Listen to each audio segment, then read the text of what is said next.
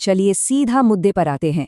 IPL 2026 का 48वां match, Chennai super Kings बनाम Delhi Capitals. आज के इस विश्लेषण में हम बात करेंगे कि कैसे सीएसके ने दिल्ली की बैटिंग को पूरी तरह से चकमा दे दिया। ये सिर्फ एक आम मैच नहीं था, ये तो दबाव बनाने की एक मास्टर क्लास थी, जिसे हम आज डिकोड करने वाले हैं। जरा माहौल की कल्पना कीजिए। दिल्ली का अरुण जेटली स्टेडियम, मंगलवार की शाम, और हवा में गजब का टेंशन। प्लेऑफ की रेस एकदम टाइट थी और दोनों ही टीमों को पता था कि यहाँ एक भी गलती भारी पड़ सकती है। एकदम करो या मरो वाली सिचुएशन थी, जिसने इस मुकाबले को और भी रोमांचक बना दिया था। अब अगर आपने मैच का सिर्फ आखिरी हिस्सा सुना हो, जहां कमेंटेटर चीख रहे थे कि रिजवी ने शानदार फिनिश किया है, तो आपको लगेगा कि दिल्ली ने बड़ा स्कोर खड़ा कर लिया है। समीर रिजवी ने आखिरी गेंद पर छक्का जरूर मारा था, लेकिन रुकिए, असली कहानी इस छक्के की नहीं है।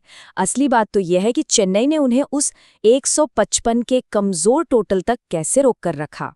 तो इस कहानी के पहले चरण की तरफ चलते हैं, यानी दिल्ली की लड़खड़ाती हुई शुरुआत। पावर प्ले, जो कि टी20 में गेम चेंजर होता है, वहीं दिल्ली की गाड़ी पटरी से उतर गई। शुरुआत में कुछ बाउंड्रीज जरूर आईं, लेकिन मुकेश चौधरी और अखिल हुसैन ने ऐसा जाल बुना कि पहले 6 ओवरों में ही पथुम निसांका और राहुल दोनों पवेलियन लौट गए। निसांका एक धीमी गेंद पर फंस गए और राहुल हुसैन की स्पिन का शिकार हो गए।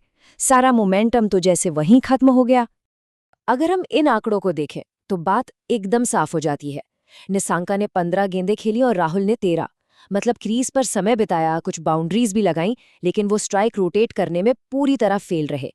टी20 में अगर आप इतनी गेंदें खेल लें और रन रेट तेज ना हो, तो फिर अपना विकेट फेंकने से टीम को जो नुकसान होता है वो बहुत भारी पड़ता है। और यहीं से शुरू होता है हमारा दूसरा चरण, मिडिल ओवर्स में स्पिन का वो शिकंजा। यहां देखें कि कैसे दिल्ली का मिडिल ऑर्डर ताश के पत्तों की तरह बिखर गया। सिर्फ 3 कड़े ओवर और 3 सबसे अहम विकेट गायब। नूर अहमद ने पहले करुण नायर को फंसाया, फिर अपने अगले ओवर में नीतीश राणा को भी चलता किया। और जैसे इतना काफी नहीं था, गुरजपनीत सिंह ने अक्षर पटेल को सिर्फ 2 रन पर एक्स्ट्रा बाउंस से आउट कर दिया। सच में एकदम पैनिक वाला माहौल हो गया था। उस वक्त कमेंट्री बॉक्स से आई ये लाइन पूरी हताशा को बयां करती है। बल्लेबाजों ने फील्डर को बिल्कुल सटीकता से ढूंढा है, और ये कोई इत्तेफाक नहीं था। चेन्नई के कप्तान ऋतुराज गायकवाड़ ने फील्डिंग इतनी कमाल की सेट की थी कि दिल्ली वाले जब भी गैप ढूंढने जाते, गेंद सीधे फील्डर के हाथ में। इसे कहते हैं दिमाग से खेलना। तो अब सवाल ये है, जब सटीक स्पिन गेंदबाजी इस तरह से मैच का पूरा मोमेंटम अपनी तरफ खींच ले, तो कोई बैटिंग टीम क्या करे? कैसे बचे इस दबाव से? क्या अंधाधुंध आक्रामक हुआ जाए या सिंगल्स लेकर स्ट्राइक रोटेट की जाए? सच कहूं तो दिल्ली उस रात इन दोनों ही चीजों में पूरी तरह संघर्ष करती दिखी। खैर, अब आते हैं तीसरे चरण पर, जहां दिल्ली ने अंत में वापसी की एक अहम कोशिश जरूर की। क्रिकेट में कहते हैं ना कि एक कैच कितना महंगा पड़ सकता है।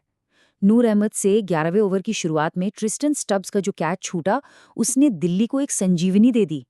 स्टब्स ने इसी जीवनदान के दम पर 31 गेंदों में 38 रन बनाए और पारी को संभाला। और फिर आखिरी ओवर्स में आशुतोष शर्मा और समीर रिजवी ने ताबड़तोड़ पावर हिटिंग करके स्कोरबोर्ड को आगे बढ़ाया। खास तौर पर आशुतोष का 19वें ओवर का वो शॉट जबरदस्त था। एक हाथ से शॉट और गेंद सीधे बाउंड्री के पार। मतलब जब टॉप और मिडिल ऑर्डर पूरी तरह फेल हो जाए, तो पारी को उबारने के लिए निचले क्रम को ऐसे ही क्रेजी और अपरंपरागत शॉट्स खेलने पड़ते हैं। चलिए देखते हैं कि इस पूरे 20 ओवर के घमासान के बाद आखिर टारगेट क्या सेट हुआ। पारी की आखिरी गेंद पर अंशुल कंबोज के खिलाफ रिजवी के उस विशाल छक्के की बदौलत दिल्ली कैपिटल्स किसी तरह 155 रन के स्कोर तक पहुंचने में कामयाब रही। इस चुनौतीपूर्ण पिच पर और चेन्नई की कसी हुई गेंदबाजी के सामने ये स्कोर एक रोमांचक रन चेस की नींव रख रहा था। लेकिन इस 155 रन के टोटल का असली मतलब क्या है? आइए बड़ी तस्वीर पर नजर डालते हैं कि कैसे इसने प्लेऑफ की दौड़ को प्रभावित किया। खेल की ताज़ा सुर्खियां चीख कर बता रही हैं कि इस गजब की गेंदबाजी और सैमसन के बेहतरीन प्रयासों ने चेन्नई को वापस प्लेऑफ की रेस में लाकर खड़ा कर दिया है। जहां एक तरफ दिल्ली का इम्पैक्ट सब नियम सिर्फ विकेट गिरने के बाद टीम को बचाने का टूल बनकर रह गया, वहीं चेन्नई ने अपनी रणनीति से पूरे मैच पर ही कब्जा कर लिया। इस पूरे मैच का जो मास्टर स्ट्रोक था, उसे हम स्पिन स्विच कह सकते हैं।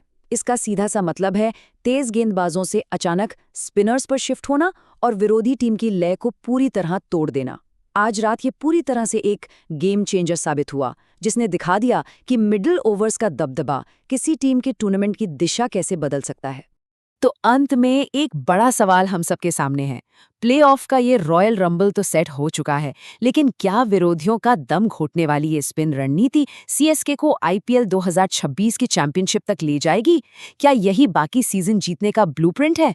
खैर, जो भी हो, आज का ये मैच रणनीतिक लिहाज से एक शानदार मिसाल बन चुका है।